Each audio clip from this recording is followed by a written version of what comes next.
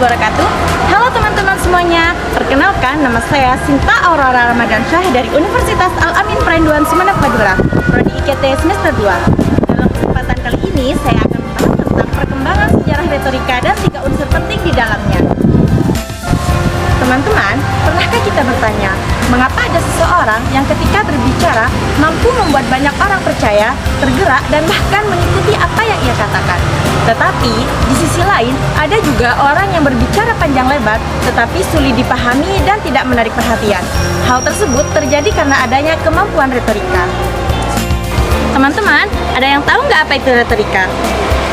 Betul sekali, retorika adalah seni berbicara untuk menyampaikan gagasan, meyakinkan, dan memengaruhi orang lain menggunakan bahasa yang baik dan efektif.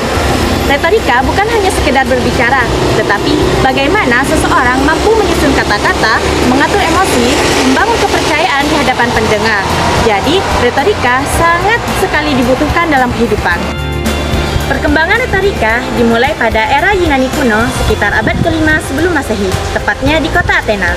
Pada masa itu, masyarakat Yunani sering melakukan debat dan diskusi di tempat umum, sehingga kemampuan berbicara menjadi hal yang sangat penting. Tokoh-tokoh terkenal pada masa ini adalah Socrates, Plato, dan Aristoteles. Socrates mengajarkan bahwa seseorang harus berpikir kritis sebelum berbicara, dan Plato membahas retorika dalam dunia filsafat dan menekankan bahwa retorika harus digunakan untuk mencari kebenaran, bukan sekedar untuk memengaruhi orang lain. Dan Aristoteles dikenal sebagai bapak retorika sebab beliau menyusun teori retorika secara sistematis dan efektif. Dalam pemikiran Aristoteles terdapat 3 unsur penting dalam berretorika, yaitu ethos, pathos, dan logos. Ketiga unsur ini menjadi dasar utama dalam berbicara yang efektif hingga saat ini. Unsur pertama adalah ethos, yaitu kredibilitas atau kepercayaan terhadap pembicara. Seorang pembicara harus terlihat jujur, sopan, berwawasan, dan memiliki sikap yang baik, agar pendengar percaya dengan apa yang ia sampaikan. Emosi pendengar. Dalam retorika, seorang pembicara harus mampu membuat pendengar merasa semangat, termotivasi, atau tergerak dalam suatu hal. Karena pada kenyataannya, manusia tidak hanya dipengaruhi oleh logika, tetapi juga dipengaruhi oleh perasaan. Unsur ketiga adalah logos, yaitu penggunaan logika, fakta, dan alasan yang masuk akal dalam berbicara. Dengan adanya logos, sebuah pendapat menjadi lebih kuat dan mudah diterima oleh orang lain. Setelah berkembang di era Yunani kuno, retorika kemudian berkembang di era Romawi kuno.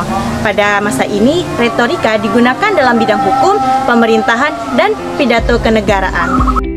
Tokoh terkenal pada era ini adalah Cicero dan Quintilianus. Cicero terkenal dengan pidatonya yang kuat dan penuh pengaruh, sedangkan Quintilianus mengembangkan metode retorika secara teratur dan lebih sistematis. Namun, retorika juga mengalami kemunduran, yaitu pada era abad pertengahan.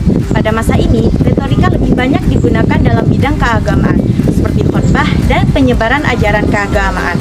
Tokoh terkenal pada masa ini adalah Santo Agustinus, yang menggunakan retorika dalam penyebaran ajaran keagamaan secara efektif. Kemudian, retorika kembali berkembang pesat, yaitu pada era Renaissance, karena masyarakat tertarik kembali pada ilmu pengetahuan, seni, sastra, dan pendidikan. Tokoh terkenal pada era ini adalah Erasmus, yang menekankan pentingnya bahasa dan kemampuan berbicara dalam pendidikan. Memasuki era modern, retorika berkembang melalui media massa, seperti radio, televisi, surat kabar, dan dunia politik. Tokoh terkenal pada era modern antara lain John F. Kennedy dan Soekarno, yang terkenal dengan pidatonya yang luar biasa dalam membangkitkan semangat masyarakat. Sedangkan di era digital saat ini, retorika berkembang melalui internet dan media sosial. Banyak orang yang menggunakan retorika dalam membuat video, podcast, presentasi, dan konten digital lainnya. Namun, pada era digital saat ini, kita juga harus berpikir kritis, karena tidak semua kata-kata dan informasi yang menarik mengandung kebenaran. Oleh karena itu, kemampuan retorika harus diimbangi dengan etika dan sikap kritis dalam menerima informasi.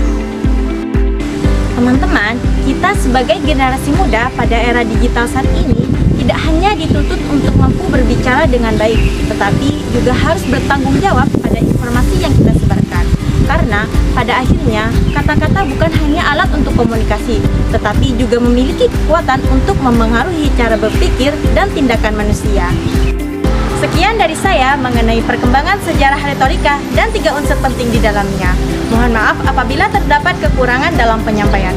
Dan jangan lupa like, komen, dan share ya teman-teman. Wassalamualaikum warahmatullahi wabarakatuh.